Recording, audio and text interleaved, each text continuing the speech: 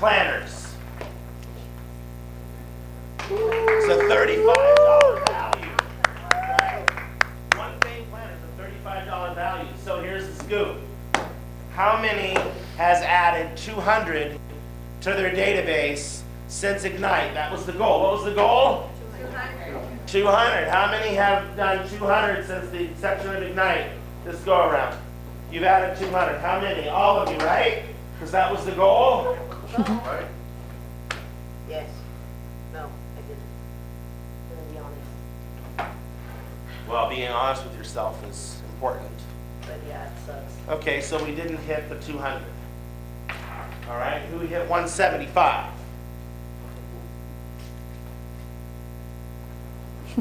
All right, who hit 150?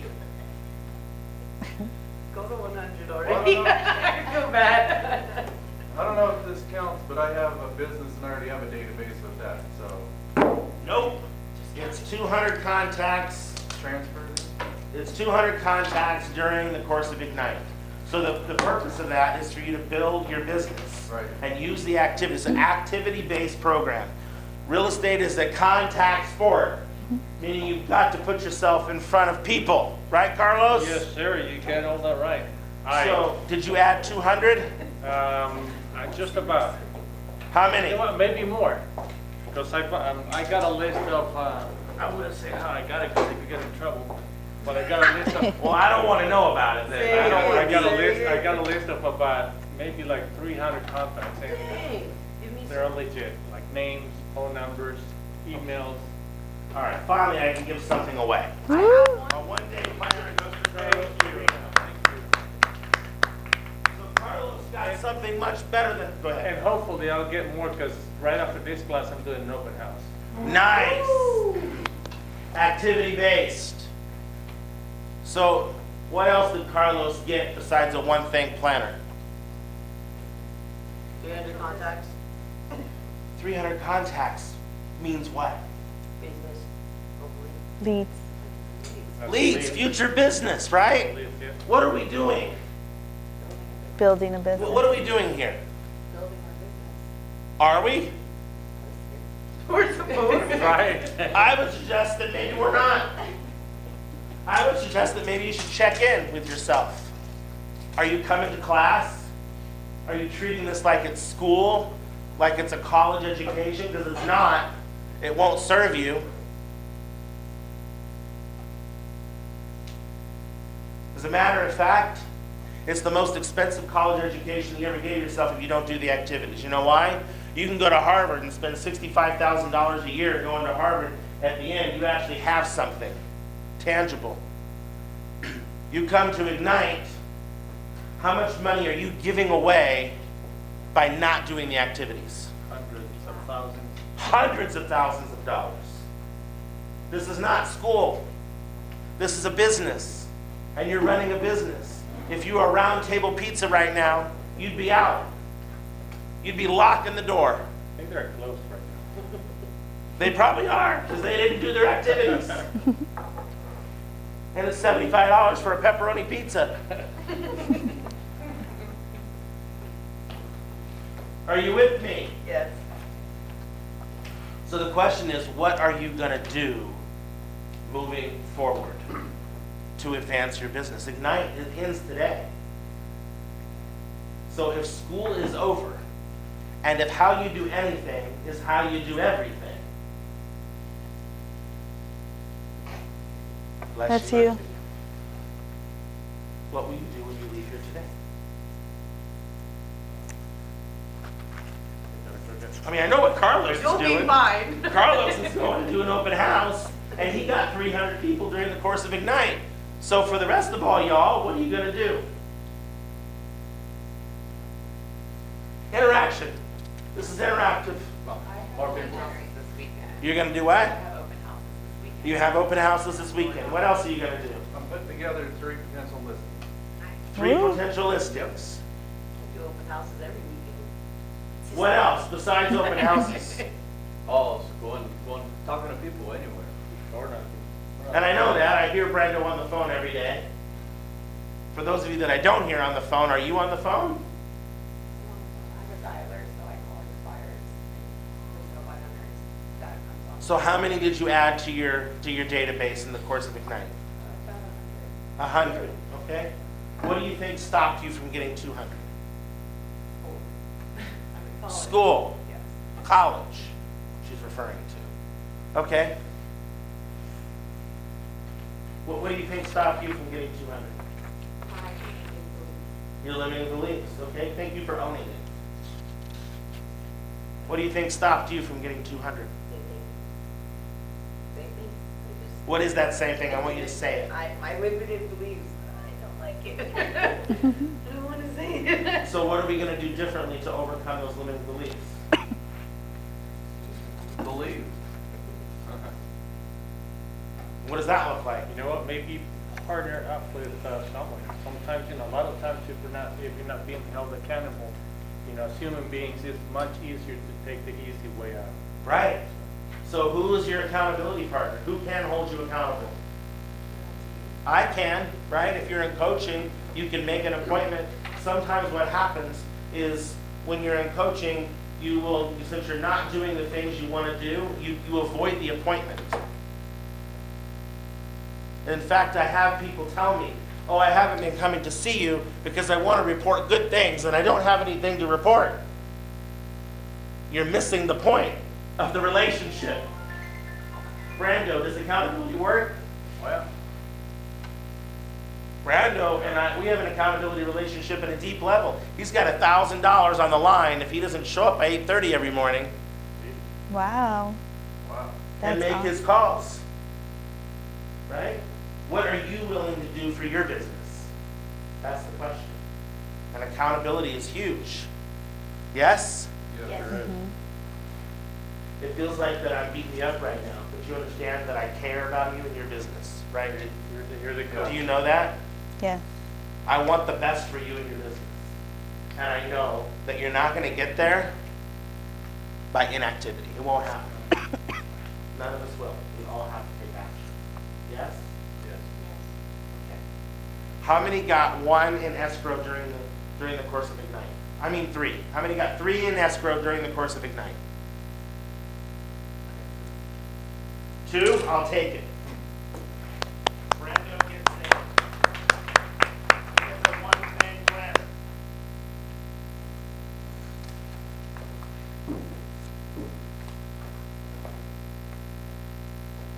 How do I phrase this next question?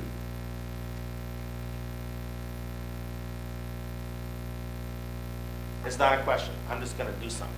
How's that? Somebody stepped out of their comfort zone in a big way during the course of Ignite. They had a limiting belief, and this limiting belief stopped them dead in their tracks. So much to the point where they were paralyzed, and then come to see me and pushed through it and made the phone call anyway, even though they felt total rejection, and then got a client out of it. So I think that deserves a one-thing plan. Right. So you've been pushing through. So today's the last day. The next Ignite is the 24th of February. We kick it off. Ignite is designed to be taken how many times? Unlimited. Unlimited, right? Unlimited. Veronica, how many times have you been through it? 3. At least. I've seen you in other modules too, Yes. right? It's designed, you can, by the way, after you've gone through it a few times, you can come back and say, oh, I want to learn more about how to find and win buyers, or I want to know more about how to list homes and, and win the seller. So you can take that module. But I would encourage you to take it at least 2 or 3 times all the way through. We're going to be offering Ignite 8 times in 2020. So you're going to have plenty of an opportunity to take it 2-3 times and then come back and have certain and different modules. Okay? Why do I want you to take it 2 or 3 times all the way through? Right, it's a fire hose. So you're going to pick up nuggets that you didn't pick up the first couple of times. Why else? Keep the momentum going. Keep the momentum going. What else? Keep the fire going, right? What else? What? Ladies and gentlemen, my IS in the room. So, why else am I encouraging you to take Ignite 2-3 times?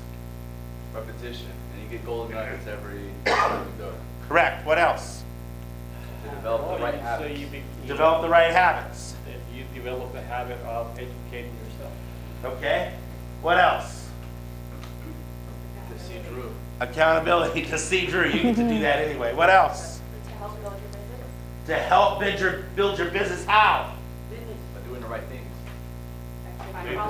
Activities which generate what? What? That generate leads, which generate clients, which helps your business. Yes? Yeah. If you got it, say aye. Aye. Wonderful. You get the privilege and the honor this morning of session 11, Close the Deal, being brought to you by Miss Veronica. Hello, So guys. welcome, Veronica. I'm super excited to be here with you guys, Cappers in Training. And we wanted to do an affirmation. Ileana, do you want to... It's on your page.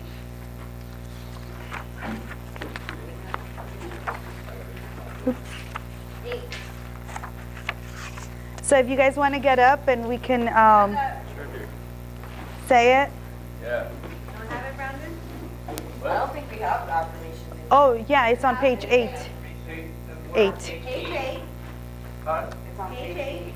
Oh, Here. number one. I feel great about Yeah. I feel great about what I am accomplishing every day. I feel I feel great great about about- what I'm accomplishing. That was terrible. That was terrible. Well, that was Okay. ready. We're ready for that. Oh, am I leading this? No, Oh, no, is it? If you guys don't have it, pair up with somebody that has it. Let me see. All right. Ready? You guys ready? Okay. Guys ready? Yes. Yeah. I feel great about what I accomplish every day. One more time. I feel great what I accomplishing every day. One more time. I feel great what I'm accomplishing every day. Yes. Good job. Woo! Do you have an extra paper? Extra, they didn't give us for this chapter. No, Ashley. they didn't. But you could I'll look. do you want to sit? No, because I think that's session 10. I need that too. You need that one too. Do you have a laptop? Yeah. Oh, it's online. Yeah, it's Yeah, online. you said. Okay, I'll pull it up online. Yeah.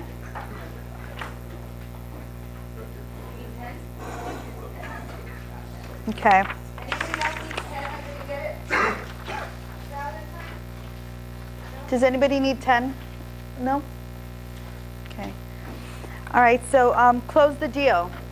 That's our session 11. You want to introduce yourself?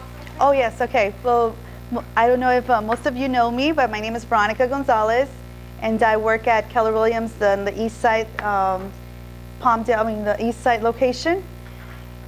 I've been in the business since 2005, and I've been very blessed.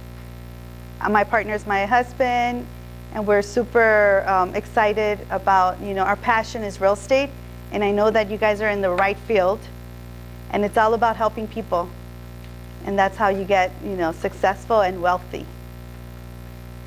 Did you want to introduce yourself? And I have Ileana that she's going to be, we're going to be doing 2 sessions today so we can finish Ignite today. Your last day. So this will be your last day. So I'm Ileana Dominguez. I've been real estate for 16 years, and I have been with KW for, I'll say 11 or 12 years.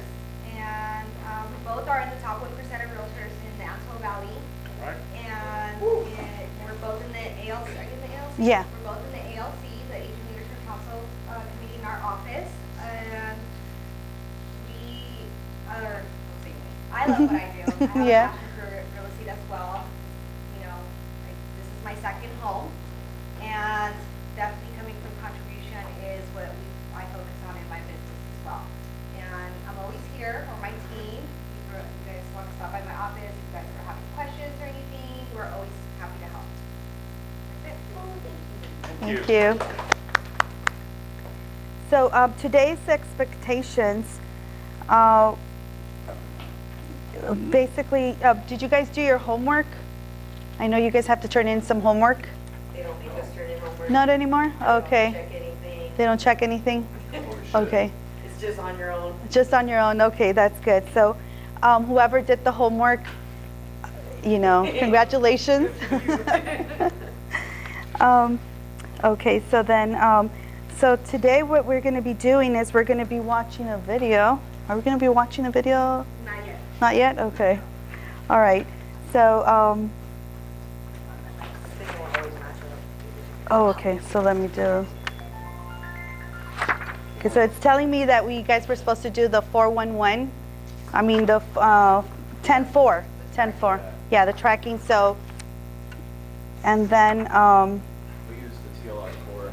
Is everybody use it? Yeah, like we have so many tracking things, so. Right. I just kind of picked the TLR4 to track on. oh, okay, They okay. want us to track on there. Yeah. So as long as you're tracking where your calls are coming from, that's great. And then, you know, your daily 10 new contacts, you speak with 10 people, and then you write 10 notes. And you also preview 10 homes. So you guys been doing that On that note. on the MLS? Okay, that's great. Okay, let's see. There's a script on page 9. I don't know if you guys can look at it. It's an amazing script. Who wants to read it? You read it? Okay. Hello, this is Keisha. I know it's been a while since we've been in touch. As you know, I'm still in Palmdale, California. I've been busy growing my real estate business with Keller Williams Realty here. I wanted to ask a favor. You know, with people moving all around the country and becoming more global, I wanted to check with you about a couple of things. One, do you know of anyone looking to move to my area, or anyone moving out of my area? Second, I can help people where you live with the real estate needs by referring them to the best Keller Williams agent in their area. That way, I know they would be professionally represented in the highest level. Can you think of anyone needing help with real estate? Thank you for helping me out. I'd like to share my real estate app with you. You can see what's for sale and prices from your street to any place in North America. It's free, there's no cost to you, and I can send you a text with a link to it. Does that sound good? Thank you for your time and help. Please let me know if there is anything I can ever do for you. This is a great script because you're lead generating to people in your sphere that may live out of the area or a different state, and you can still connect with them and offer them value. So what's the value you're offering? Your app, right? Which you can access. Hi, Charlie. If you can access anywhere in North America. So I love that script.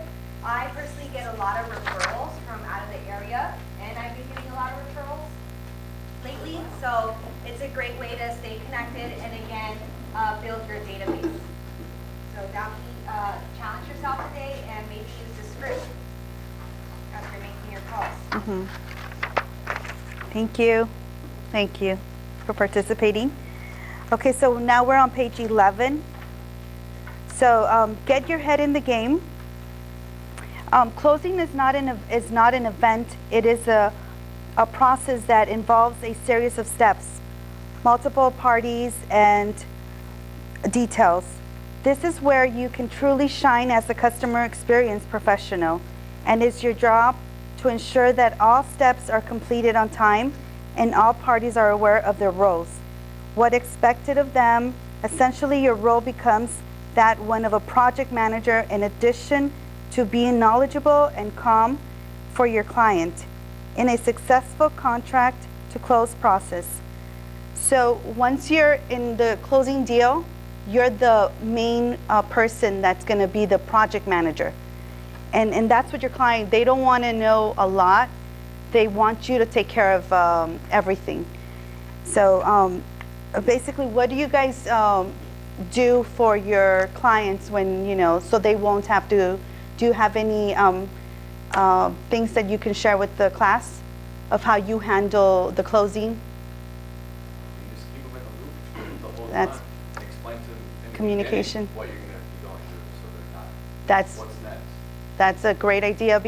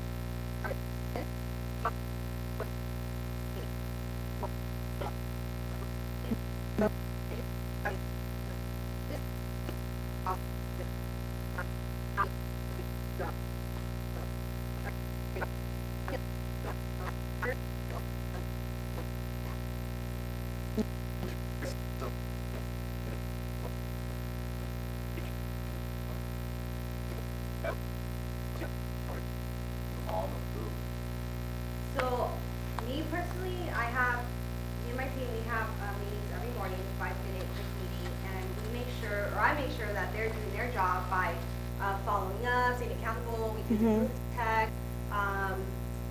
We just, whenever there's an update, we update the clients, especially like those last 7 days, because it is critical. And we want to make sure we close on time, or if an extension is needed, we get an extension. But definitely over communication is what we do. And I don't inform a client when there's an issue unless I have to involve them. So we always try to solve the issues before it gets to the client. So there's no need to, That goes back to what she was saying, like as a manager. Project manager. You want to take care of. yes, exactly. The transaction has to go smoothly before the customer gets all panicky about it. Right. Right, so if you're an individual agent, you are handling all that. We have a team, they help you handle all that. I don't step in unless there's an issue, but other than that, I expect my team to take care of that. Yeah, so it's basically just having control of the escrow and having your client feel comfortable that everything's going well. You're not going to inform them of just little issues that is not, necessary for them to know. Unless, but yeah, the most important thing, the key to closing an escrow is communication. You got to be communicating with the lender, which is your team partner. And if the lender's not communicating with you, then there's a problem. You need to find a new lender because you need to know of everything also. Then on page 18, it just tells you the checklist that you're going to need to get paid. And then on page 19, it gives you the checklist if you were the listing agent. You are the problem solver. So that's your role in the escrow.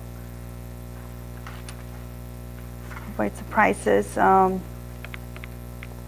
Is there anything that you guys can share with us that you were able to save, like an escrow that was going to fall apart and you solved the problem? Is there anybody that wants to share a situation they had? Or there was a problem and you thought, okay, it's going to cancel. There's no solution for this. And you were able to solve it. Well, this last one, we were working on the buyer side, and we're like 4 days away from closing. We're trying to fund, and we've done extensions already. The buyer was not owner-occupied. We're trying to get non-owner occupied. They're doing like a big down payment. So we're doing everything to the residency here.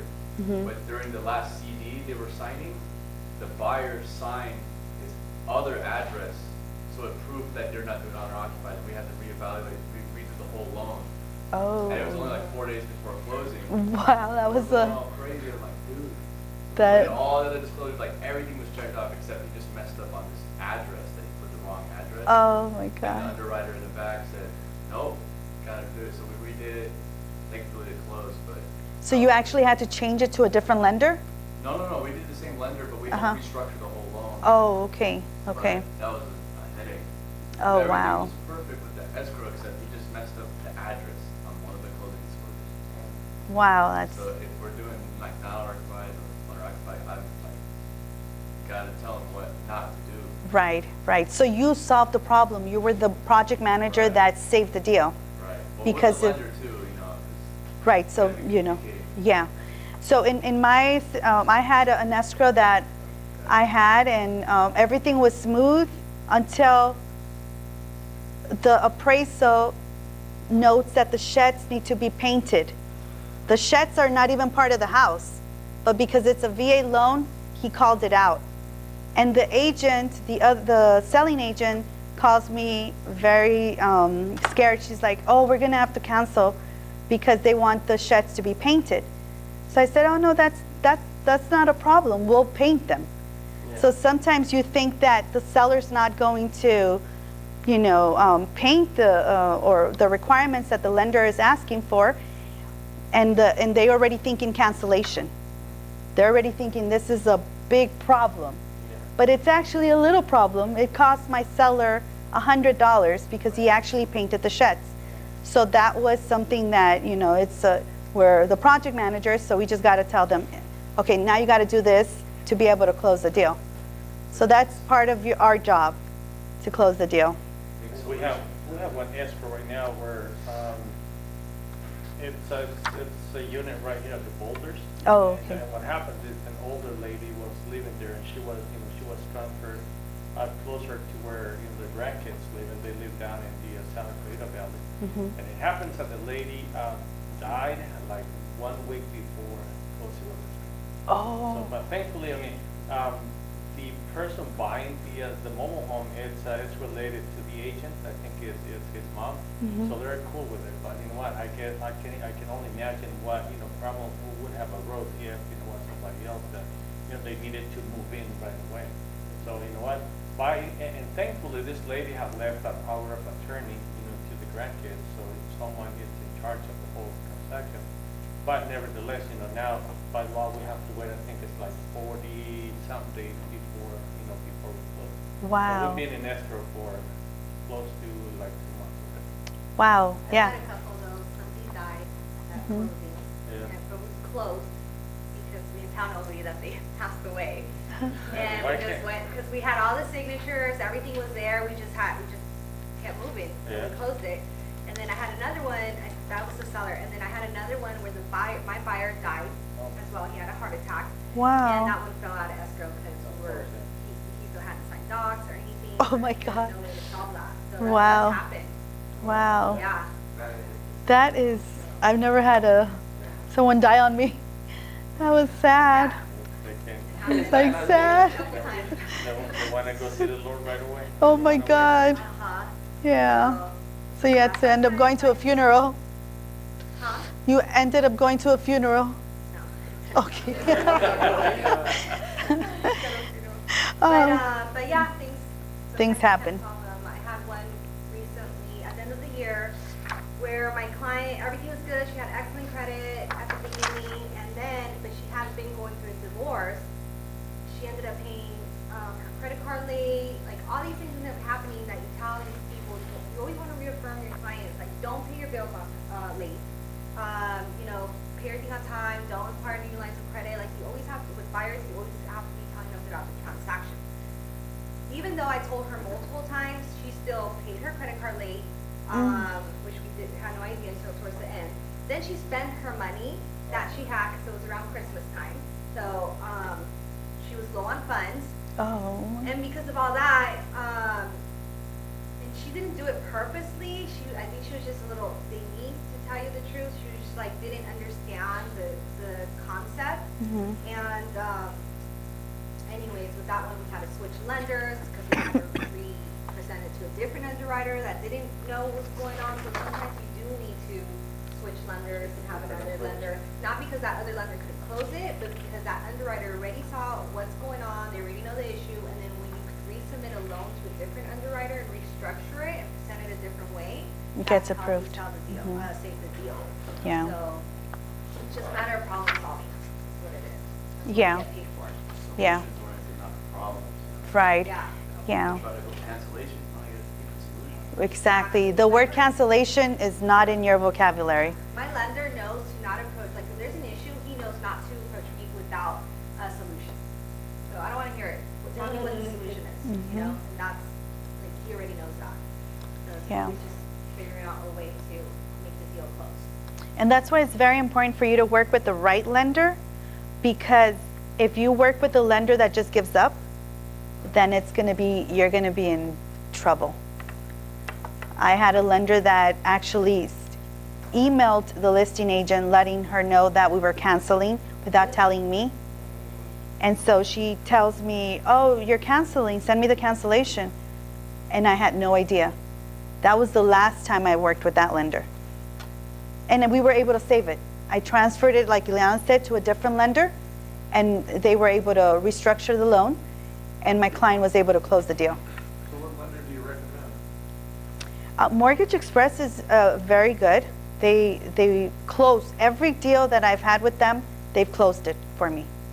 So they are, and they close it within 30 days. And I hardly get any, I hardly get involved in the lending process because they do all the paperwork. So they're they have a good record of closing deals. Yeah. And that's right here? And it's right here with Hadia. Yeah. Hadia. So you just have the class To other walk time. over there and Yeah. ask questions or. She'll go out of her way. Oh, great, that's good to hear. Yeah, because she's actually a preferred lender for Keller Williams. So I believe she works mostly with Keller Williams agents. Oh, okay. So she doesn't have other, I'm not really sure if she does, probably she does. But, she gives you the customer service that you need and your clients as well. Oh, that's great. Yeah. So, and it's also good to have two lenders because you never know, if they can't do it, you got to go to another person because everybody has different product. Right. So I have 3 lenders that I work with. Oh, okay. Yeah. So So just in case if one can't do one, you'll. I'll go ahead. Can you give me a second opinion? Or I have clients that come from the valley and they want to meet someone in the valley. So I have someone in the valley that helps me out as well. Oh, that's a good idea. Yeah. So, and then the lender also helps you by referring you clients too. So you're part of a team. So yeah, they're very important. So now we're on page, I would say page 24. Yeah. What's it, I think it goes through title, but how do you check for liens? Because that could be something that happens. Mhm. And you don't want to run into the brick wall of that. Right. So that's in the, that was on page, what was it, 14? Where it tells you clear title. Yeah. Yeah. So you actually send that to your title officer and he will send you a prelim. And on the prelim, you ask him, is there any issues that you see? Because I don't know if you know how to read a prelim, then you look for problems in there. Like any, So I don't know. yeah, so then you would talk to your title officer and you would ask him, is there any issues that you feel that are a concern for, for us to sell the house? No, So they'll I send you a asked this prelim. question Because I had a problem, I refinanced and there was a lien on my house I didn't Oh yeah, and it comes out on the know. title. Strange, Yeah. that I didn't even know about. Most of the time you won't be aware of the liens Why not? because people could actually, companies could put a lien on your property. But Like, shouldn't you get notified though? That's my thing. Yeah, did that lien belong to you at the end? Did it belong to me? Yeah. Was it meant, like, was it, I mean, was it your- Yeah. Oh. I didn't know about it. It was for the other person that lived in the house. oh, so it wasn't your lien. It wasn't mine, but it was my house. Oh, but the person was owner to your house? Yeah. Oh, okay, okay. So they might have, what kind of lien was it? The general lien? The lien was attached to your property. Yes. And then you bought the house and you still I got the lien. refinanced it and it popped up. Oh, Okay. But when you bought And you it, had you to didn't- pay the lien off? No, when I bought it, I built the house, so they just attached the lien to the house. So when I refinanced, it popped up and they said, we can't go any further, this needs to be paid. mm-hmm, It wasn't that much money, it's a few $1,000s, but it was still a surprise. right. I was like, this is kind of scary, that what if it's $50,000 and I didn't know that? So that should have been cleared up when you bought the parcel? It happened after all that. So they put a lien when you had the property, When I had the property. years after? Yeah, oh yeah, years. Oh, okay. 5 years after. Yeah. So I had one of my clients that she decided to add her daughter to title for protection because her brother had bought the house for her. So she comes and she says, I need to add my daughter. I said, if you're going to add your daughter, you got to be careful. She might, is she good credit? Does she have good credit? Have you checked her credit? Oh, she's fine. Everything's good with her. She has nothing wrong. Like 3 years later, she says, okay, I want to sell the house. Perfect. We go ahead and sell the house. There was a lawyer that put a lien on her daughter's name for $24,000. The lady had to pay off the lawyer. And so she was gonna be netting about 120, so she netted minus the lien of $24,000. So it cost her a lot of money to add her daughter to the lien, to the title. So as soon as the person that you give title to is on the title, if anything happens to that person, they could put a lien because they'll Google the name or do whatever they have to do, and they add a lien to the property that they own. A good way to avoid that is Ex- your clients fill out a statement of information, it's called. You get it from escrow. It's details about the client. So for you that you're getting potentially free listings, right? Yeah. When you go to your listing appointments, they agree, they sign the listing contract, have them sign out, fill out the statement of information, and like, okay, with this, I'll be able to order the preliminary title report, make sure there's no liens against your property or your name. So escrow runs that report, and then title runs the report, and they'll be able to check if anything's attached to their name. So that information that has their legal name, any prior spouses, their social, their driver's license, they run everything, and that's how you could triple check to make sure that it's attached to their name Right in the or the beginning, we property. could do In the that. beginning. What is that called? Statement of information. Statement of information. You can get that through the escrow. So I just have to get approval from the seller to do that? Yeah, they have to Yeah. fill it out, because They it's fill- all their information. So it's normally filled out during escrow with the seller's escrow package and the buyer's escrow package, okay? Yeah. But you could get it ahead of time and run it ahead of time. I think that's a good To idea, avoid just any because, issues. it just popped in my mind because when Yeah. I went through and I see that could be a problem. Yes.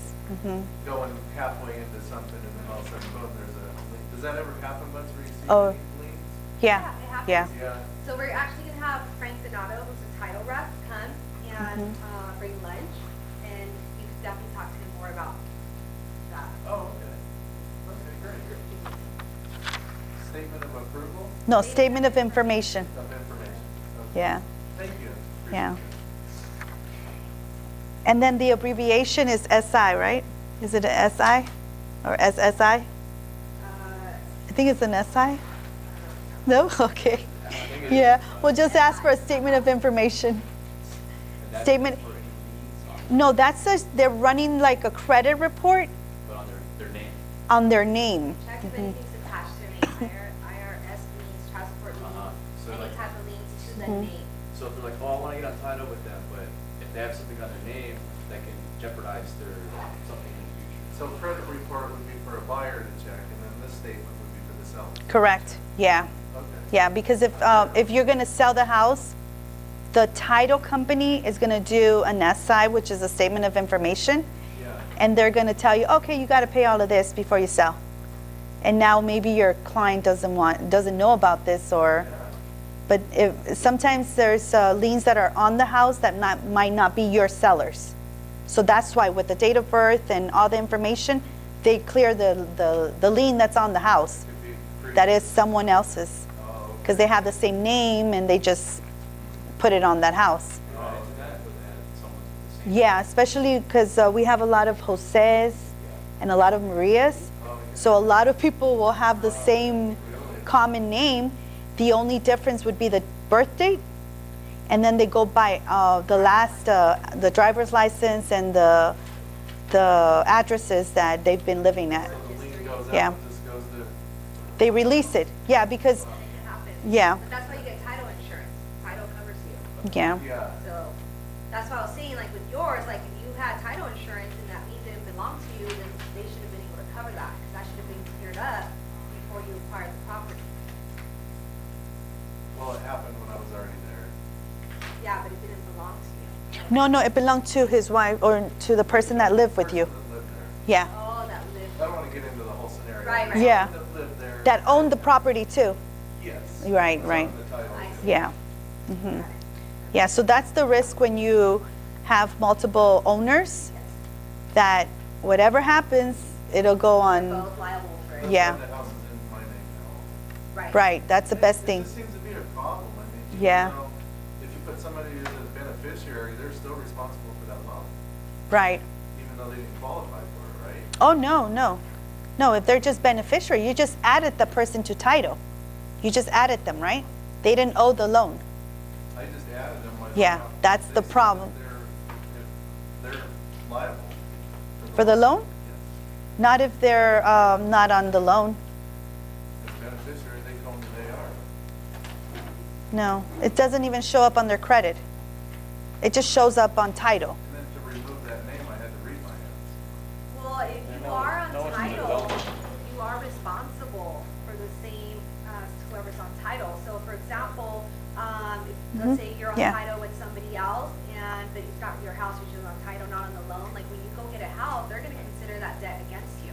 Oh, yeah, because they check your Because statement you're of on title. information. Yeah. Unless you can Now prove you're that owner. you're not the one making the payment. Right.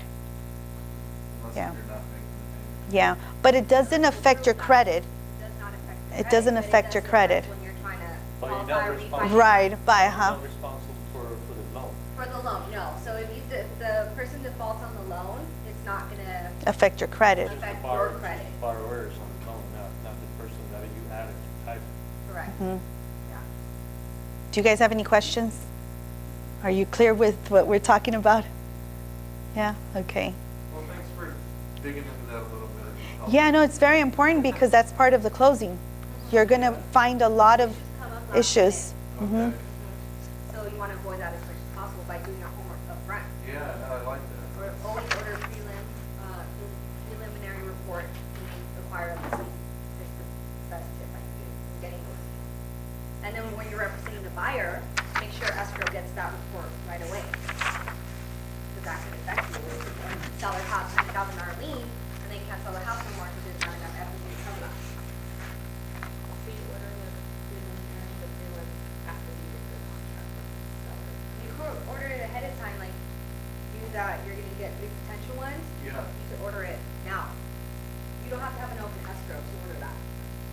And you could also take it with you to the listing. You don't, yeah, you So don't where even do have you to have a get that listing from? contract signed. From Frank's going to be coming. He, From the title rep. the title rep? Mhm. Yeah. So the statement of information as well? Yeah, you can get that. So those two? Yeah, so we'll have him touch on that when he gets here. Okay, cool, yeah. Yeah. Appreciate that. Yeah, but that's very important. Yeah, It's very important. great. Good way So, to eliminate issues. So we're on page 24. Can somebody volunteer to read? Page 24. Okay. Okay. Page 24. Uh-huh. Seize the golden opportunity. Although the closing process may seem like the end, it is not. It actually can be the beginning of another relationship with your next buyer, seller, referral, or vendor. Providing an excellent customer experience for everyone involved over communicating, setting, and extending expectations is the key to seizing this golden opportunity. Think of all the people involved in the entire transaction, especially the close. Buyers, sellers, other agents, lenders, title companies, and many more. It is important to always leave a great impression. One of the best ways to do this is to acknowledge and thank them and always come from gratitude. Remember, you only have one chance to leave a lasting impression. So, yeah, so basically on this, when you close a deal, do you guys send out thank you notes to the lender, to the other agent, to the title, to everybody involved? Do you guys do that? Do you send them thank you notes? Yeah, if you did? That I did in Florida, just up here. Uh-huh. I did that. That's I great. emailed to all the lenders and the listing agents to thank them for having this many transactions with both of the listings that I had. Or I was working on the buyer side, Mhm. so it was a complicated transaction, but I still closed like in less than 30 days. That's perfect. Regardless of the circumstances that was going on. So I That's wanted great. to make them that it was smooth because my buyers didn't really feel The pain that you felt? yes. So, That's great. and I did, for my buyers, I provided them if they wanted a party. Oh, Their nice. daughters- A pizza yeah, party. Their daughters were having a birthday pretty soon, so Nice. that's what I offered for their closing. That's beautiful. So you got more referrals based on that. I did. That's great. That's great. And then you moved. But you Yeah. use the script Yes. that we read earlier to reach out to them. Yeah, because you could actually refer from Florida you can connect with an agent in Florida, and the referrals that get sent to you, you connect to that agent, and you can get, I just referred one to San Jose, and I got 35%. Oh, nice. Yeah. So instead of the 25, I negotiated the 35. So I should be getting a check for $4,800 because the sale was $490, and they were paying 3% commission. And the whole night I was thinking I should just go with my client. I'm going to get all this commission. I just couldn't sleep thinking that I had to drive 5 hours. And then That doesn't always benefit the client. and I don't even know the area. Right. So I said, he's like, you're not going to come with me? I said, listen, I'm going to get someone that's, that works the area and knows the area, and they can assist you better than me. So he was so happy, and it's a beautiful transaction. Because I didn't know the area. I would have been as lost as him. So it's worth it to refer it out when you don't know the area. But that's a golden opportunity that you have there, because you still have your client that has people that live in Florida.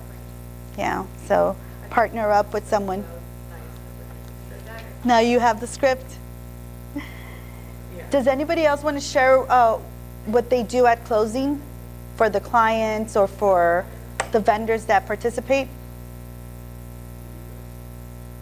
So for the longest time, I would send thank you cards to all parties, emails, calls, everything, because this business is relationships, right? So you build relationships with lenders, other agents, your clients, your escrows, your title, everybody, right? So if you plan to be in this business for a long time and you build these relationships with the other agents, you're going to most likely in the future have another transaction.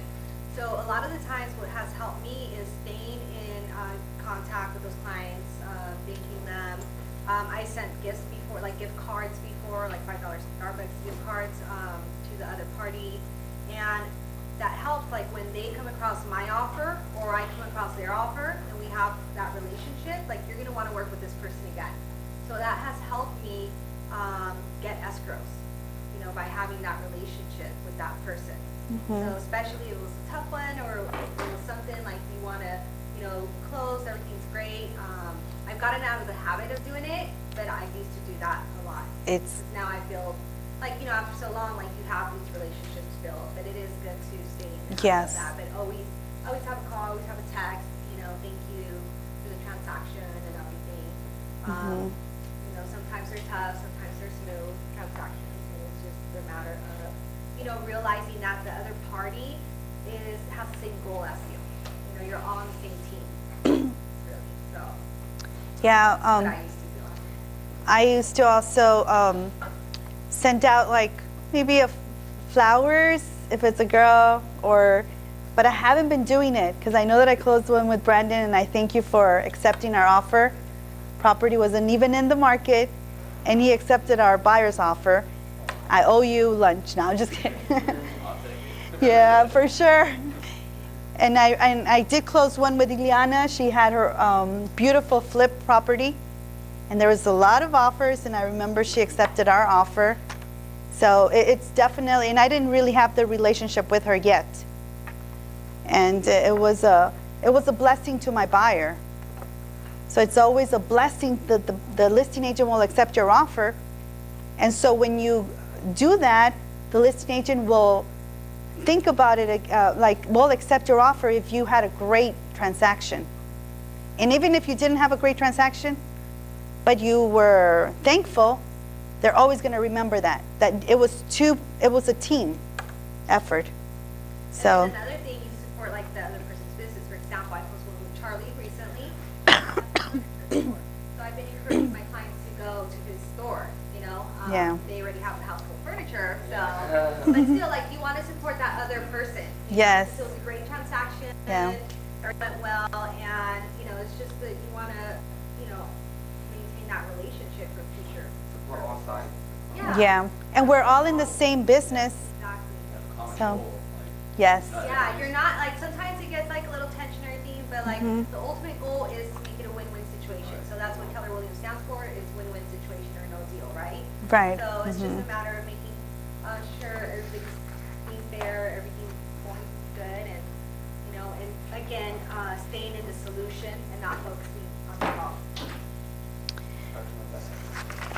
problem. Yeah. So we're running out of time because we're supposed to be finished by 10:30 with this session. But it's definitely about staying in contact with your clients, closing the deal, and being very thankful that it happened and, you know, everybody's happy. And asking for referrals. Once you ask for referrals, for example, you can ask for a review on either your Facebook page, your Yelp page, your Zillow page, your, I mean, where else can we ask for reviews? Where do they usually, I get Zillow reviews, I get Facebook reviews. yeah, I so. get text messages that you can post on your social media, like, you know, look, my clients are happy, blah, blah. Right. Like that, like, so it's just a matter of asking. And when it closes, it's important to ask for it and then, Or because, right before closing, too. yeah, even before closing is, yes, because then they're busy. Like I've asked for a review from one of my clients and I did so much for them. I reduced the price $10,000. I got them $5,000 for closing costs. I went over there and I helped them paint their house. And I asked for the review and she's like, don't worry, I'm gonna send it. I haven't forgotten, but I'm so busy. Yeah. I'm like, oh, I appreciate you. I understand it takes time. Yeah. So, you know, if I would have asked for it before, maybe she would have had time and done the review a little bit easier. So it's definitely a good recommendation to ask before you close, because after you close, they're always busy. And It's not their priority. Yes. ask for that referral. And ask for the referral Right before closing. Yeah. right before closing. Keep in mind, you know, you don't have anybody else looking for sell real estate, you know, I do a good job and I'm happy to help them as well. Yeah. You help them paint? Yeah. That's cool. Yeah. Wow. On a Sunday. And then what I do when we close, I do a little video of their reaction when they come into the house. And she told me, okay, are you gonna do the video? And it was a Sunday. And I was like a little lazy that Sunday. I said, okay, what time do you want me to be there? We'll be there at 2. And then I said, can we do it for next Sunday? Because the lender wanted to be there too, because I like to invite the lender as well. The lender couldn't be there on that Sunday. She said, no, it has to be this Sunday because I did my hair. I said, oh, okay. So I start getting ready and I take my kids with me. I have a 3-year-old and I have a 5-year-old. And I tell them, okay, we're gonna go give keys. So we're there at 2, it's 3 o'clock, and then it's 3:30 and I said, I'm sorry, I really gotta go. They were at Lowe's shopping. And I said, oh my God, I can't believe she did this. So she goes, can you please wait? So I send her a picture of my kids with the keys and all the balloons and, you know, champagne, because that's what, you know. And she's like, you're not gonna wait for me? I said, okay, I'll wait. 2 hours. They didn't think that it was a big deal. So I take the video, I took the pictures, they were super happy, and I was, you know, happy. I mean, if I would have left, I would have been the bad person. I would have been, oh, she just left this and didn't even care. But we were busy because we were at Lowe's getting the carpet, and we were, so clients, they're amazing. Sometimes they don't think that our time is valuable. But yeah, that's what just happened to me, and I was like, oh, okay, I'm waiting here. So, but it was a good transaction. At the end of the day, it was they got the house that they wanted for under market value. So you usually invite the lender too? I invite the lender. The lender will be there because he was a big part of the transaction to make a close. And I post the video, and they know that I'm going to post the video, so they already know. They do their hair, and they're prepared for the video. Oh, wow. Cool. Yeah. And sometimes when I'm not prepared, I had another client that I didn't know they were YouTube bloggers. They do YouTube for a living. And so I get to the house, and I'm in my sweats with KW, and the shirt KW, everything, my hat KW, because that day I said, I'm not doing my hair, I'm tired. Hat day. And so I had the key, so they turned the video on me. And I was like, oh my God, the day that I should have done like the most on my, and they're like, click on the link below if you want to talk to her or if you want to buy a house. Little did I know she was and you know, she's a YouTuber for makeup, and she gets a lot of reviews, and yeah. Stephanie, I forgot her last name, Stephanie Hernandez. But yeah, one of my other clients, I posted the video. She goes, oh my God, that's Stephanie. So it's all a connection, and Palm does so little. And then I get lots of referrals. I post them on Facebook. Yeah, I post them on Facebook, and it's pretty fun to see their reaction. Yeah. I had another client that I posted a video. You get their permission before you. Yeah, I asked them, I'm gonna post, is it okay? And she's like, oh yeah, of course. So they already sort of know.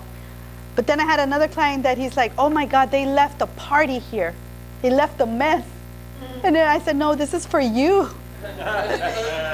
This was for you, but he was a little tipsy there. So the wife's like, oh, he's tipsy, he doesn't understand. So I've had a lot of fun closings. That's my favorite part of that's why I chose this session. Close the deal. Did you live champagne? Yeah, he's like, yeah, he was happy. Yeah. I thought it was apple cider. No, apple cider.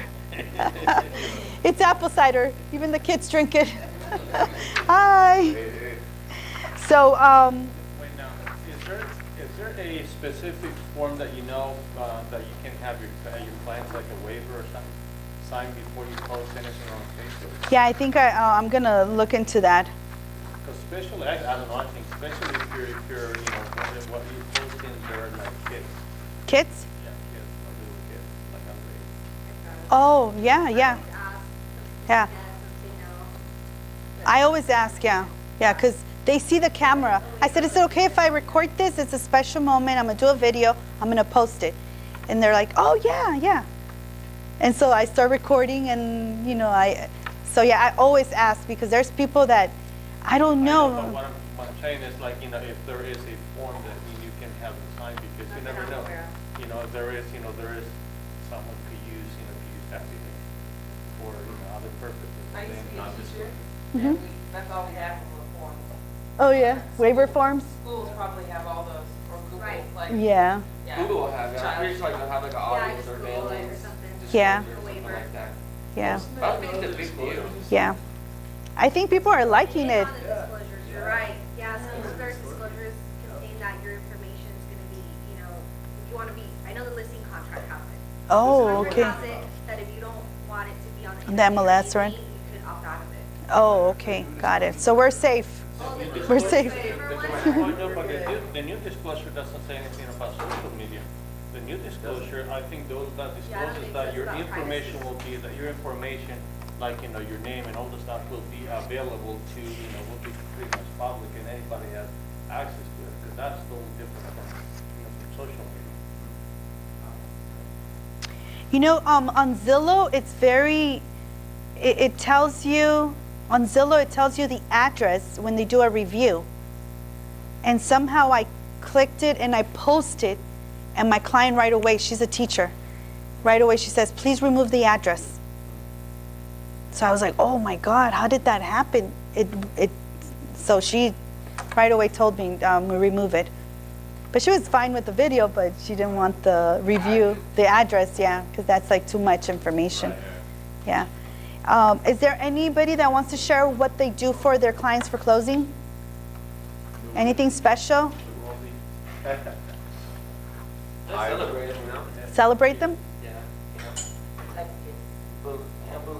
I think Furniture. furniture. You give them a big frame. I saw that on your last video. Yeah, so I do So something like the that. bad thing about that, Charlie, is that everybody's going to want a frame. I know. Yeah. That's the thing. Like no matter what they're buying, like I've had a client say, "Oh yeah, I seen your Facebook, so am I gonna get a free couch?" Oh my God. I'm like, man. It does. Yeah. I'm like, ah. Yes. Picture of the couch. That's what I'm saying, huh? Actually, what I do in the whole process, I'll make sure to listen for things that they like. Oh, Make sure, sometimes they know like, oh, I really like cherries, or I really like this place. Uh-huh. And think like, you know, how you think if to get someone a Christmas gift, like you pay attention a couple months ahead of time. Uh-huh. I'll do the same thing, so they get super personalized. Oh, okay, that's good. So Yeah. you take them to eat? Sometimes. Wow, that's awesome. That's great, that's great. Yeah. I would say take them to In-N-Out. Who doesn't like In-N-Out? And it's fancy. Yeah, it's fancy. Yeah. Yeah, Dollar menu. dollar menu. Yeah, I saw, Arturo, you did a video which is awesome. And Yeah. you did include your lender. I did. You yeah. involved your lender. Yeah, that was a nice video. Yeah, I Yeah. pretty much got a few balloons, and you know, I kind of got this idea from Otto. He said he threw candy in the countertops. Oh yeah, that's a great idea. They love the candy because they'll eat it. Yeah. And then I put my cards all the way, That's great. so to fill it up. And then, That's awesome. I thought you threw some balloons on the floor, right? Like red balloon? Yeah, That was pretty fancy. That was nice. And they were really happy. So, yeah. and that's something that, you know, they'll always keep. They'll always go back to that. So that was a nice video. So I think that's it for this session. And now, Last part was get paid. Get paid? Oh, okay. Oh, forget about getting paid. Get paid. Do you guys want to get paid? Well, real quick, Get paid. with that, you just need to make sure you're in compliance with the office, come to Ken's classes if you're the one doing your own transactions, and make sure all your paperwork is in on time, if you want to get paid on time. That's the main thing. now. Drew teaches it now. Oh, Ken's Yeah. not doing it no more? Can't even want to. Oh, Well, Ken has been doing it for a while. Yeah. So he, everything's changing with the command and everything. But anyways, just make sure you get your CDAs on time, your fees, your 199, and everything's in escrow on time. Because if it's like last minute, you'll probably end up having to pay for it. Because if it's after like the closing disclosure, disclose. So just make sure you do everything on time so you don't have more money out of pocket. And you get your check on time. So that's the main thing on that. and then it also talks about connecting with social media, which we talked about. Opening your Facebook, like your business Facebook. And then there's another website there. There's 3 websites on page 35. So you guys can use that. And I think that's it for this session. And use the business part of the Facebook? Yeah, connect with your clients through Facebook. There's createyourfacebook.com/Keller Williams Realty. So I think we can take a break. You guys want to take a break, and then we'll do session 12, which is going to be our last session. 3 or 5 minutes. All right, thanks guys. Thank you. Thank you very much.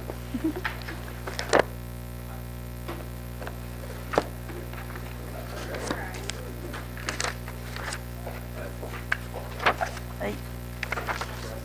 Hi guys.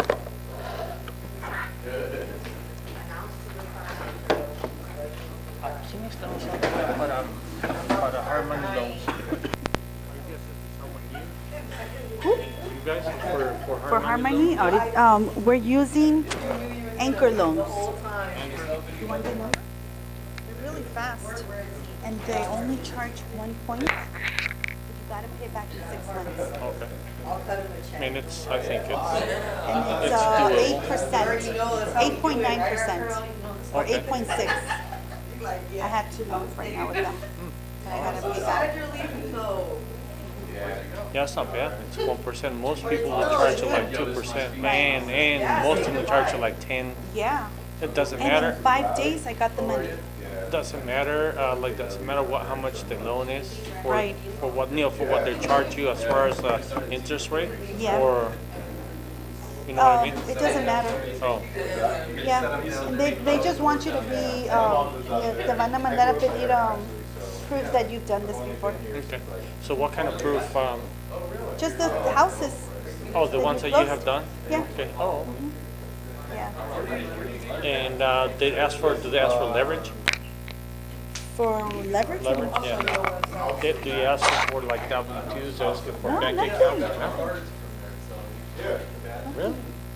Porque los otros guys que quería usar yo te mandan a pedir que bank statements, que W-2s, and it's like, this is like asking for a regular loan. Oh my God, yeah, no. Huh. I was so, You don't so impressed. Where are they based? Calabasas. Oh. Sure.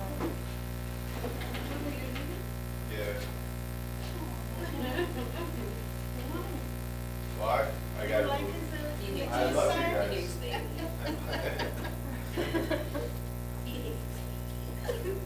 Veronica. How you doing? Good. So, Thanks for coming. Yeah. For the graduation. mhm. The graduation. So yeah, I'm leaving. It is. Oh, you're leaving right now? Not right now, but like towards the end of the week. Oh, where are you going? Going back to the valley, moving back. Oh, you're moving back. Yeah. Oh. You staying with Keller Williams or you? Yeah, we're still with Keller Williams. Oh, that's good. That's good. But yeah, I'll be back in the valley. Oh, okay. Yeah. You missed the valley. Well, yeah, my mom lives there, so. Right, yeah. So there is no KW office in the valley. Is there just the one In Northridge. Northridge. Mm-hmm. Northridge, and then. Oh, there's one in Valencia. Sherman Oaks. Oh, there's one. Oh yeah, Sherman Oaks. Yeah. Yeah, there's a few. Yeah. Which one you're gonna for the go what? to? Sherman Oaks. Oh, you're gonna go to the Sherman Oaks. Yeah, it's like 5-10 minutes away from Oh, my Your house. house. Oh, that's good. That's Yeah. good. Yeah. Yeah. There's a lot of opportunities down in the valley. Yeah, but yeah, the definitely. market is large, but also the competition is Yeah. very ferocious down there too. Yeah. There's Yeah. also the one that I did the condominium with, it was a Keller Williams agent, and it's like Encino or Valencia? in Burbank. Oh, Burbank. Oh, But perfect. they work with a lot of the industry. Oh, Yeah. But they're like within the studios. Yeah, I grew up out there. I grew up, I mean, you know, elementary In all the the way valley? down to, oh, yeah, yeah. I went to Sherman Oaks Elementary. yeah. I was the Yeah, president, but You were the president? and they were all white. Uh, And I came on the bus, and they didn't really care for me. uh, But I won. What is it? Toastmasters, is that? I'll never forget that. Because I won. Yeah, I won because I went to all the people that are Hispanic on the bus.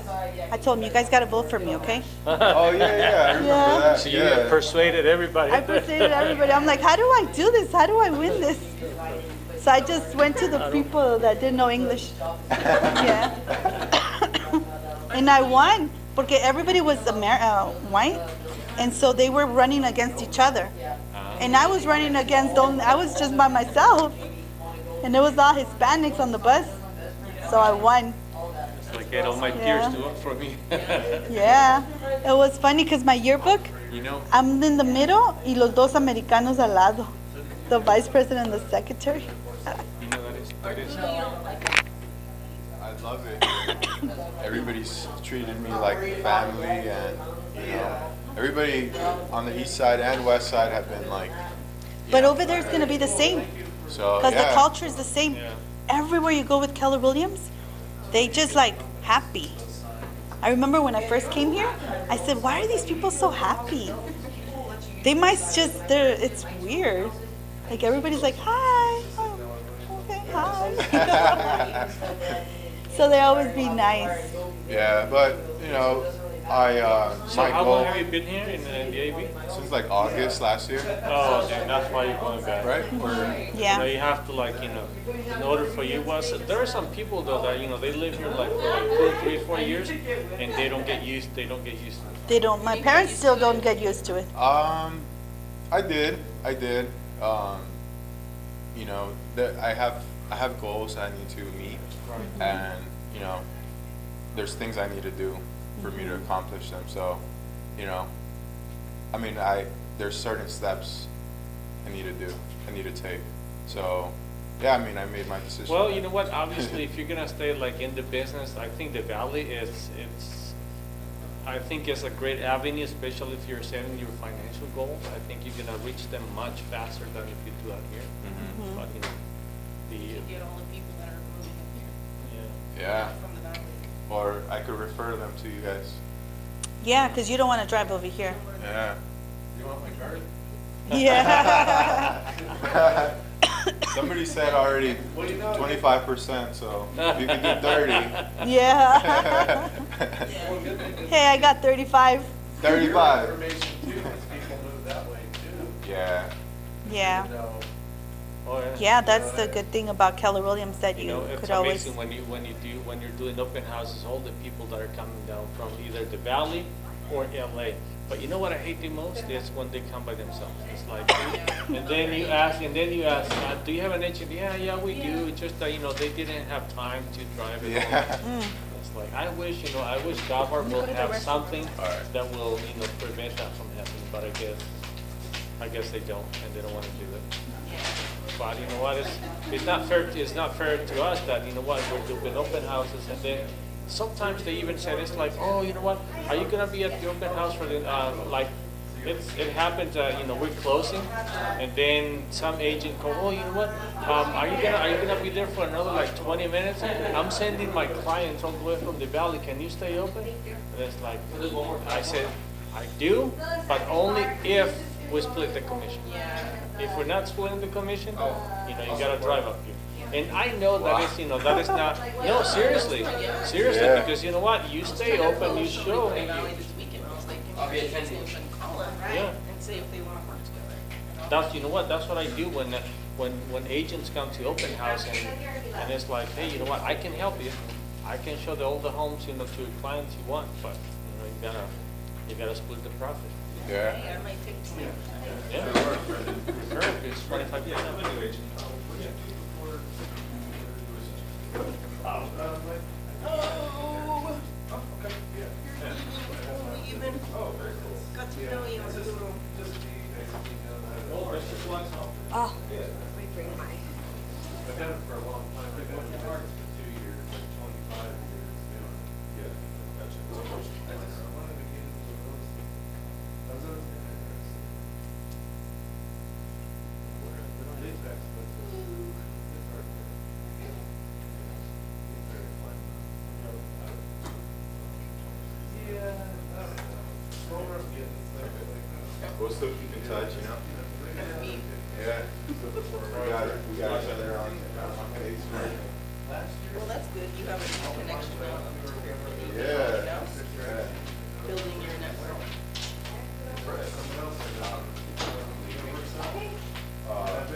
Not like the, like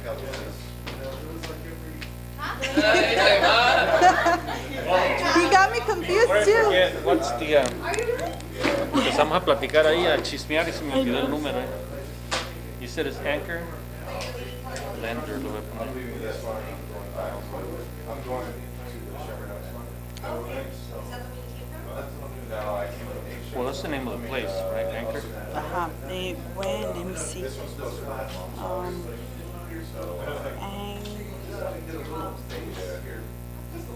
Aquí está.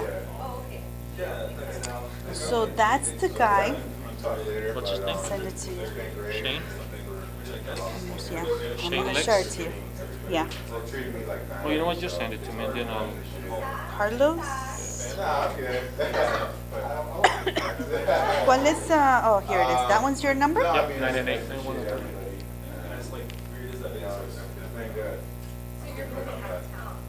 Got it. Yeah, because I came from, remember when I came from the valley here? Yeah, so my sister's. And this is the processor. So I moved the bags into the valley. Yeah, I'm calling on my wife. So, Yeah. the market out there is a little. There you go. I sent you, that's Nancy. Still the same. If Shane doesn't answer, Nancy's the processor. Okay. She's the loan originator. Ella es la que te lo va a dar todo. It's not just about that, it's about like, information. So like, I've done that, so. Yeah. I've done that. That's all I was gonna do. Yeah. But I think the phone. ¿Compraron en subasta ustedes? ¿Se recientemente? ¿En cuál subasta? Fueron hasta allá hasta el... En, ¿Dónde está dónde es que se va? Oh, se oye para, Far from here, like. Yeah, I know. Jeez. Allá por Knott's Berry Farm. Yeah, let me see. It's, I have the deed. La Habra. Yeah, we bought. ¿Les compraron con hard money? No, we bought it with cash. Oh. Let me see 1 second. When are you fully moving, this weekend? Yeah, this weekend. La Mirada? It is. A little bit. Yeah. Stuff. Best of luck. There. No, dice. Oh, I gotta put you the microphone. Oh, Porque te oigas en el FaceTime. no, it's fine. Short and sweet. Porque si no van a decir I didn't do my thing. You gotta put it in your pocket. No.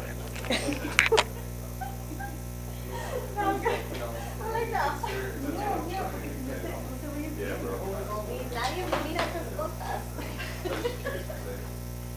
Yo las miro. Yeah, you seem like the guy. All right, guys, we're gonna start the class again. Guess I have to do this for.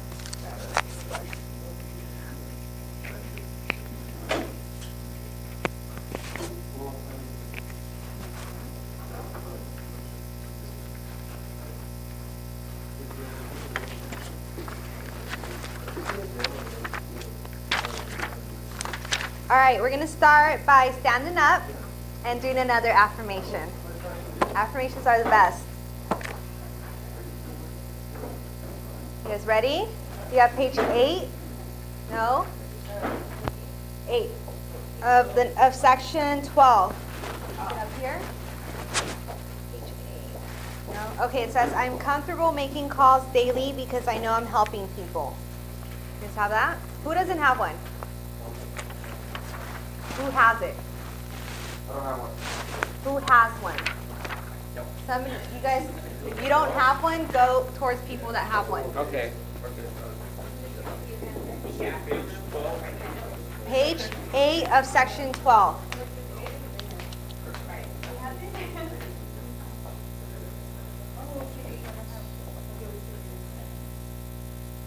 Well, I need one.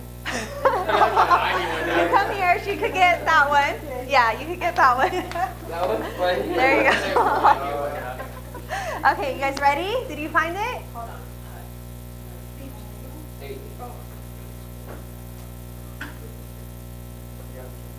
Section 12, page 8.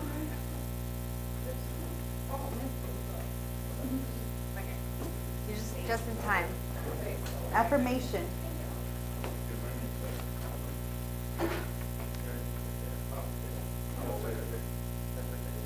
I am comfortable making calls daily because I know I'm helping people. Share with the boys. With the guys. Sorry. Okay, you guys ready? 1, 2, 3. I am comfortable making calls daily because I know I'm helping people. Again, I am comfortable making calls daily because I know I'm helping people. One more time. I am comfortable making calls daily because I know I'm helping people. Yes. That was a weak clap. Good job. Clap again. There you go. All right. That would be a great affirmation to say before making calls daily. Because that's your job, is to make calls daily. You guys are aware of that? All right, we're going to start with a video.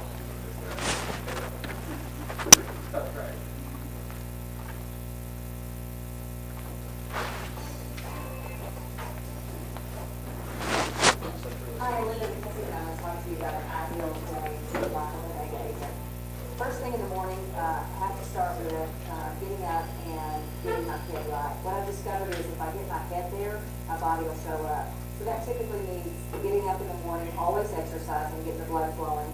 And second, reading something either spiritual or motivational, or listening to an audio tape. Jim Rohn happens to be my favorite, so he's always in one of my CD players somewhere so that I can plug him in easily. And just listening to people that are inspirational, because I think all of us need hope every day to go do what we have to do. If we get to the office, the most important thing is, because every business is a lead generation business, is what does that lead generation look like? For me, because I'm at the 7th level, one of the most important things is what key people do I need to talk with that day? And that always pops up first. Do they have what they need to succeed? And then the next thing is, who are the people we need to be doing business with? How have I communicated with them lately? What do I need to do now? Is it a phone call today? Is it a drip campaign? Is it an invitation to something? Looking for how do I communicate with those people that we want to do business with, and how do I keep furthering that relationship and moving it along? I've discovered my business energy is highest earliest in the morning, earliest in the day, and earliest in the week. So I front load my week, Monday being the most difficult day with all the contacts and all the lead generation that I need to do early in the morning.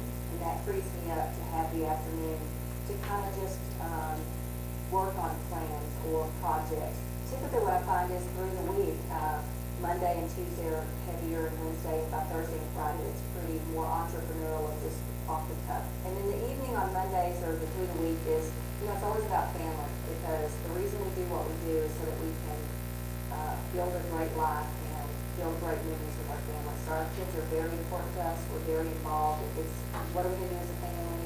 What do we need to do as a family? When's dinner? Where are we going to go? What are we going to eat? And that kind of rejuvenates me. One of my philosophies is the purpose of business is to fund life. And to me, life is all about family. And as a mega agent, your day might look different, but the key things we have to always remember is certain parts of our day have to look the same. So you might want to think about, where's my head? How can I get my head in the right place? And then we always want to remember that every business has to be lead generating. So what does your lead generation look like? Is it earliest in the morning? Is it earliest in the day? And then we always have to know that somewhere in the day we have to spend that quality time with family, because we don't want to win at business to lose at family. Thanks for watching Figure Connect, and have a great day.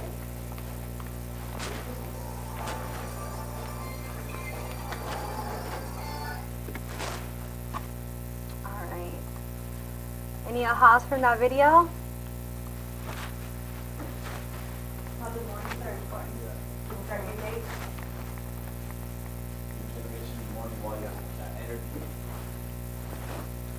Gary Keller says to win the day by 12 noon, meaning doing your one thing before noon.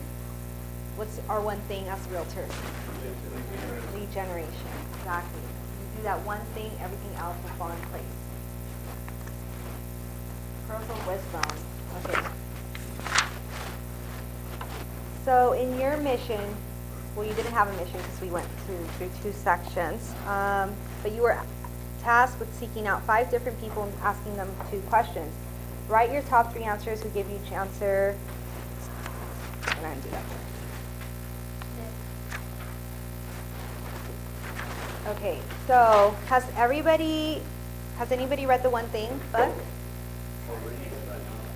It's such a good book. I highly recommend it. I've read it like 3 times, and we just finished reading it again. And it's just really helps you focus on your one thing and just how to time block. Because another thing is time blocking. So it's very important, again, like she said, like your highest energy is during the morning, or at least it is for me as well. You know, by 2 or 3 o'clock, I'm sleepy, I'm distracted. Brandon has to come in and do squats with me. And then we get our energy back up, and then like by 4 o'clock, 5 o'clock, I feel energized again. It's like my day. But anyways, if you get the one thing done in the morning, then you have the highest energy, right? So how do you create a personal plan and make process your focus? Follow a big plan, build from a big model, and make the implementation process my focus. Aim high and don't allow my goals to be a ceiling to my achievement. Do not aim too low. So I don't stop trying once I hit my goal. Make the daily 10-4 activities my focus. So right now your focus is 10-4, do it by 12 o'clock every day, right? Do your one thing. How do you time block to get your focus? So if you read the One Thing, it guides you on how to time block. It's a really good book. So I must practice time blocking and turn it into the productivity business habit. So that's all it is, a habit. Time blocking keeps me focused, free of distractions, and doing what I've committed to. I need to take 2 to 4 hours of focused effort to accomplish what I need to do. It is important for the people around me to understand what I'm doing and not interrupt me or allow others to interrupt me. The reward from daily and focused time block lead generation is huge. So a lot of the times, like, you get interrupted, but you really need to protect your time blocking time. Like, that has to be your priority. Like, if you're time blocking, like, your one thing is to make 20 calls, then no matter what, you have to protect the time and make the 20 calls, right? And how do we avoid that? How do we avoid interruptions? Like letting people know that's our, sacred time, putting a sign out, outside our door, we're doing our one thing, or whatever, don't answer your phone, put your phone to the side, well, unless you're using it for lead generation, but don't answer other incoming calls unless you're getting a call right back. You want to answer that. So it's just a matter of creating that habit and being disciplined to go ahead and time block. And it's hard. Time blocking is hard because I've been really focusing on that lately, and it's like we get distracted so easily. And it's just a matter of really, if you say yes to distractions, you're saying no to other things. So if I'm saying yes to a distraction, I'm saying no to more time with my kids, right? If I'm saying yes to being on social media when I don't have it time blocked for that, then I'm saying no to going home earlier, So it's like you have to pick and choose of what, we make time for things that are most important to us. So there's people complain about like, oh, there's not enough time in the day. Well, you decide what you spend your time on. So if you choose to be on social media all day, then that's what was most important for you that day. So really it's nobody's fault but yours. So, and again, we're our worst enemies. Like for me, I'm my biggest enemy. But anyways, that's why we continuously continue to learn and educate ourselves and read books and, work on our mindset, right? How do you use accountability to keep your focus? Long-term focus brings long-term results. And staying focused is difficult. I need to acknowledge the limits of my ability to focus and choose carefully what I need to focus on, and then find ways to help maintain that focus at a high level over time. I use the 411 to bring accountability into my business life. I also rely on accountability coaches, teams, and partners. So I passed out the 135 and the 411, and we're going to go over that. And then who does not have a coach? So I highly recommend you talk to Drew and get yourself a coach. It's the highest form of accountability you could get. So once you've gone through your coaching, then you get higher levels of coaching, right? So right now, for me, I've gone through the productivity coaching. I've always had a coach for the last, I would say, 8 years, right? And now I'm in MAPS coaching, so it's a higher level of accountability, but that's what helps you get towards your, get your path of what you want.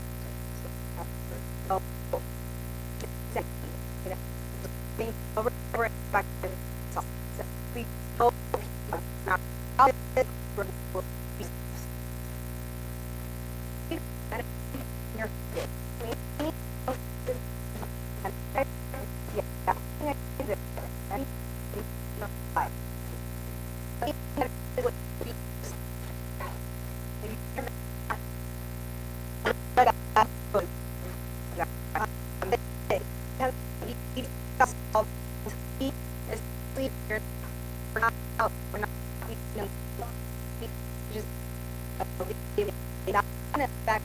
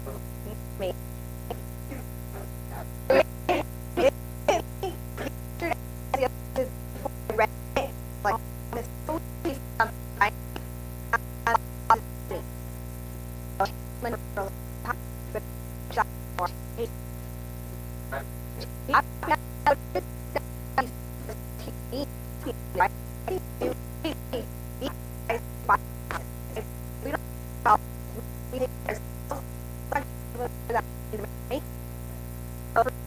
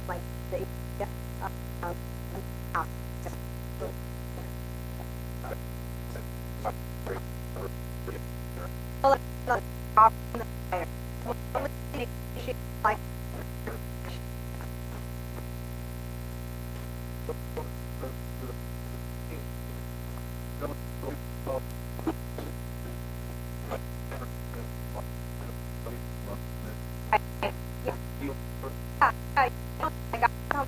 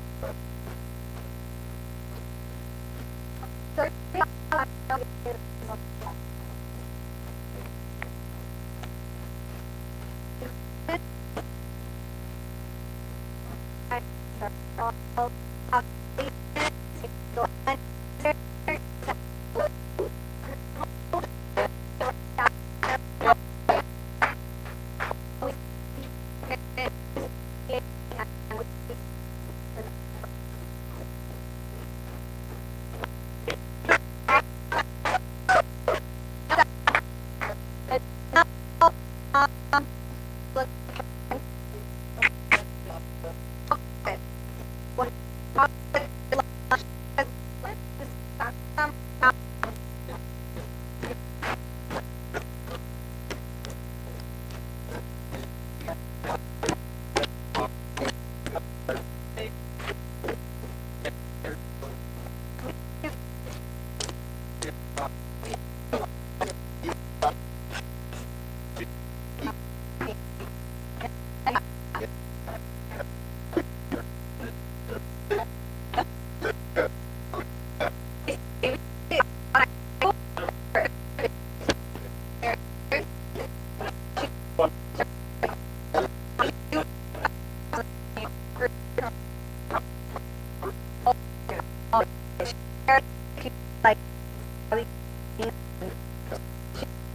like